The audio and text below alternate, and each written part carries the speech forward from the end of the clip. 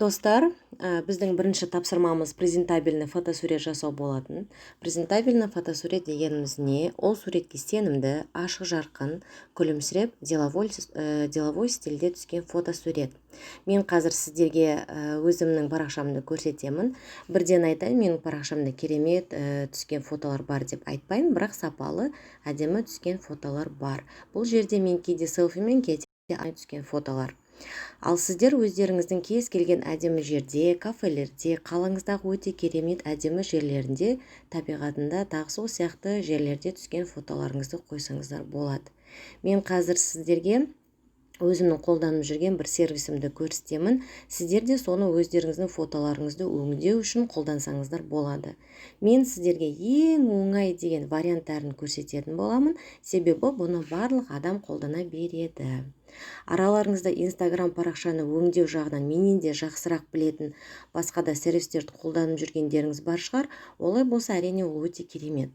Алайда араларыңызда Instagramды жаңадан ашып, өңдеуді енді үйреніп жатқандарыңыз бар. Бұл сабақ сол новичоктарға арналады десек болады.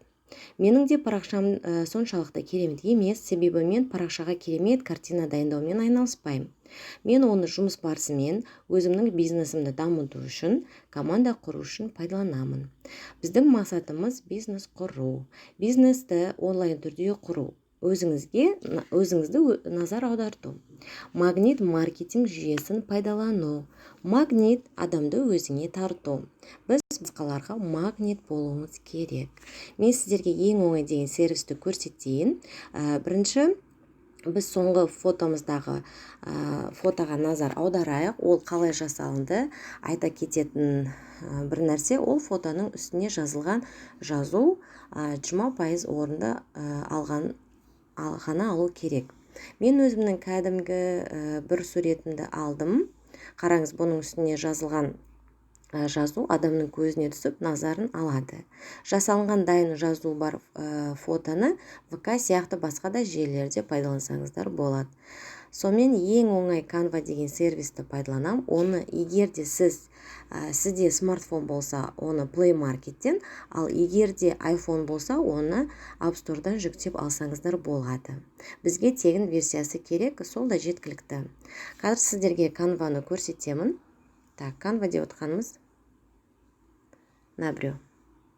Так, қайда кетіп қалды? Мынау Canva. Осы Canva-ны жүктеп алғаннан кейін осыған кіресіздер. Мүмкіндігінше әр постты осындай өңделген фотоларыңызды дайындап салсаңыздар болады. Так. Текстке постыңызды тақыршасын жазуыңыз керек. Мысалға айтайық, мұна кіреміз Canva-ға. Canva кіреміз. Так, шығып кеттім.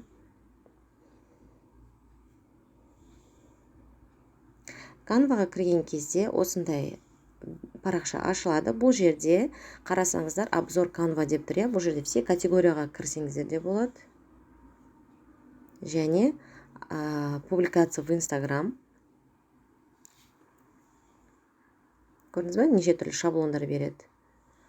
Және мұны астын қарасаңыздар, публикация в Instagram, история Instagram деген сияқты, мұны публикация Facebook барлықтарын көрсетіп тұр. Бізге керегі публикация в Instagram. Осы жерде мен кез келген біреусін алатын боламын. Таңдаймыз.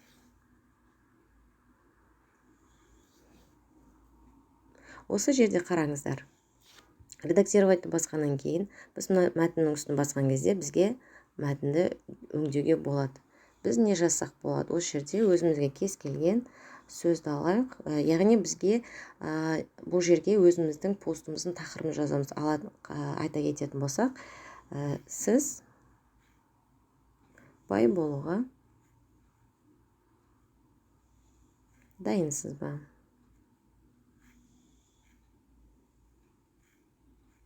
Осындай тақырыпшаны жаздық делік, Енді қараңыздар, бұл жерде егер де симай қалған болса, сөз мәтініңіз онда шығып кетті.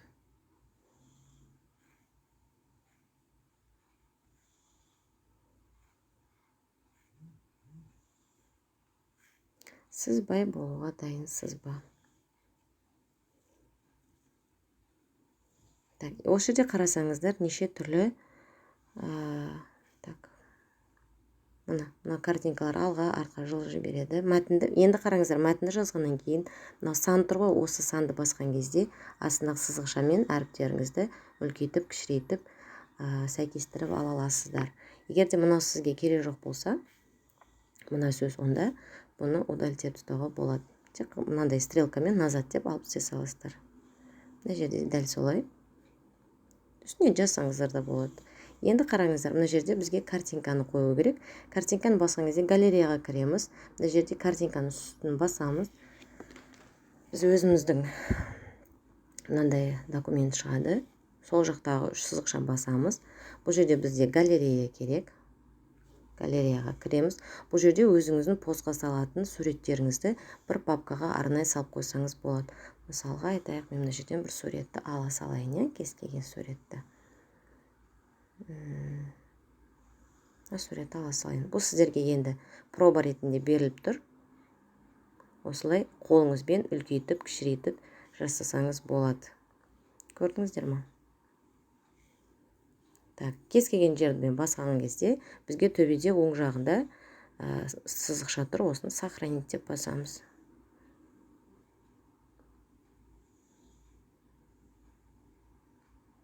Сақталып жатыр.